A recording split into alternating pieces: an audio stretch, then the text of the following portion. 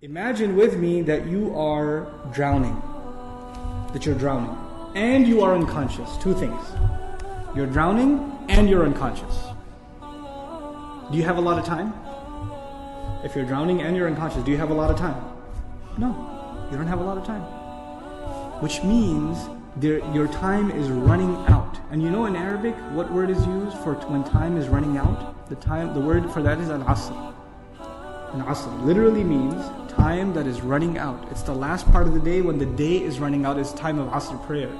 Okay, asr literally comes from asir, juice that is squeezed out, time that's being squeezed out of your hands.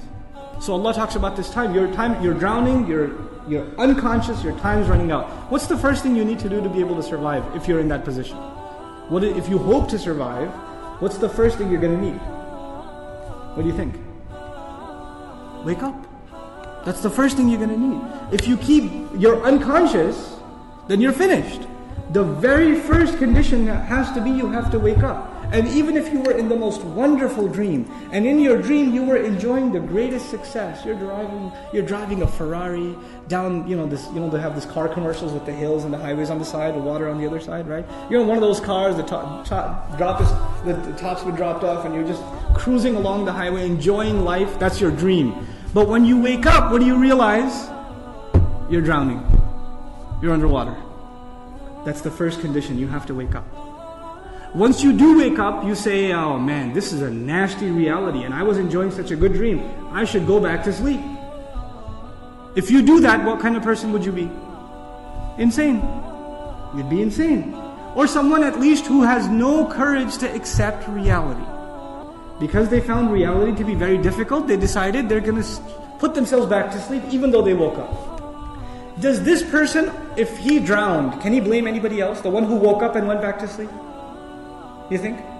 Someone who never woke up, maybe, right? But the one who woke up said, this is not good. And they went back to sleep. They have no one to blame but who? Themselves. They have no one to blame but themselves. Now, let's imagine that they did wake up. What do you have to do next? Oh, it's pretty bad, I'm drowning. Even if you don't know how to swim, will you not use every muscle in your body to make certain kinds of motions to go towards the surface? Wouldn't you do that? And you will make certain kinds of motions that make you go further down, and certain kinds of motions that will make you go up. And once you discover which ones help you go up, you will only do those, right? You will do those. In other words, the first thing was you have to wake up. The second was you have to swim. You have to do something to try to get to the surface. When you got to the surface, you gasped for air and you got pulled back down. You got pulled back down. And you know who you got pulled back down? You won't believe this. There's a chain around your foot, and your relative, your cousin, is sleeping, and he dragged you down. And now you're drowning because of your sleeping cousin. What do you have to do now? You got to wake him up. And you're not even waking him up because you want to save him. Who are you waking him up for? Maybe you want to save him. Maybe you don't even like your cousin. I don't know, right? But what's the point? The point is you're trying to wake him up because if you don't wake him up, who's also going to drown? You yourself. So you wake him up and he says, man, I was driving a Ferrari. You woke me up for no reason. I'm going back to sleep. Forget you. Can you just say, okay, well, I didn't like you anyway. Suit yourself. Can't do that. If he goes to sleep again, what are you going to do? No, man, wake up. Let's go. We can't give up. You can't not accept reality. And you have to keep trying to wake him up until he finally says, okay, fine, what do we do? He says, you say to him, let's swim together. Both of you come up together. The third time, you both get pulled down by your grandmother, by your aunt, by your neighbor, by your son, by your daughter. Does the process continue? The process continue? There's a 4-part process to this people surviving. The first was they had to wake up themselves. Then they had to try to swim. Then they had to tell other people that they're tied to, this is the truth. Let's go.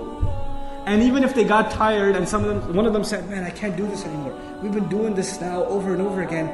I don't know if I can do it anymore. And the other one says, no, we are all going to survive together. You have to do this. Come on, let's go. Keep going. They work with each other because their survival depends on each other. They work together desperately. What does Allah say at the end of this surah? First He says, إِنَّ الْإِنسَانَ لَفِي Wal asr, first of all, time's running out. Then He says, إِنَّ الْإِنسَانَ لَفِي خُسْرٍ. I'll translate it, human beings are drowned in loss. You see the parallel? Human beings are drowned in loss.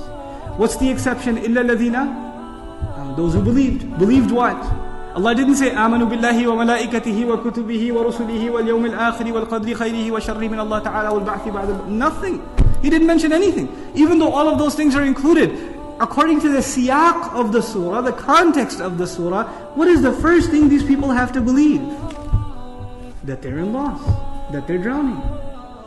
And if they do come to believe that, and they correct their iman, what's necessarily going to happen? They're going to swim and move upwards. How does Allah describe this action? وَعَمِلُوا الصَّالِحَاتِ. They do good things. They do things that help reconcile the situation. They do actions that correct the situation. Literally like the guy trying to swim. But because they were tied to other people, what else did they have to do? وَتَوَاصَوْا بِالْحَقِّ. They had to tell the other the truth. And it's not even أخبروا عن it. They told them about the truth. No. You have to wake him up and let's go, we have to go. No matter, and over again. Tawasi even has takrar in it. It has repetition. Over and over again they said, this is the truth, this is the truth, this is the truth. You know why? Because the people you're trying to save, even if you wake them up temporarily for 20 minutes, 30 minutes during a khutbah, guess what happens when the khutbah is done? They go back to sleep. They start drowning again. So what do you have to do? You have to go and wake them up again. Then they get sleepy again. Then you got to wake them up again. This is tawasi bil haqq. And you might get tired of doing it. You might become impatient. So Allah also adds, وَتَوَاصَوْا بِالصَّبْرِ. You got to keep doing it. Sabr means consistency, constancy, perseverance, patience. You got to remain on point. You got to keep doing this. Because your survival depends on it. In the end, if you do all of these things but you have no patience and you give up, you drown too. So even if you had iman and you had good deeds and you told people about the truth but you didn't have sabr, you still drown. So how many conditions do you have to fulfill to survive? All four. All four conditions are required. They're critical and they're necessary. What Allah Azza wa Jalla is talking about is our own survival. Our own, literally our own escape from the hellfire, our own escape from impending loss in this world and then in the next.